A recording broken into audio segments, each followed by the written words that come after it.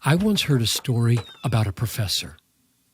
A student approached him, curious about scientific observation.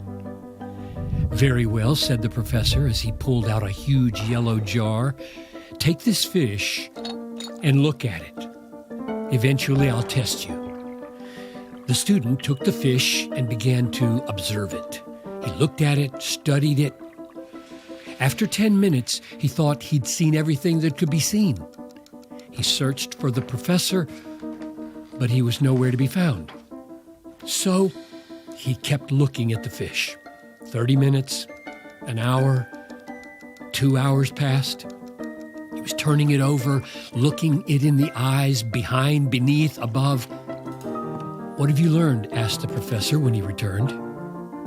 The student rehearsed it all. The pores of the head, fleshy lips, lidless eyes, the lateral line, the spinous fin, the forked tail. The professor seemed disappointed. "You haven't looked very carefully. You haven't even seen one of the most obvious features. Keep on looking." The student wanted nothing more to do with the fish. He was miserable. But he wanted to please the professor, so he looked and looked. Slowly, he discovered one new feature after another. Soon time began to fly by as the student observed that fish, seeing all kinds of things he'd never noticed before. He realized just how right the professor had been.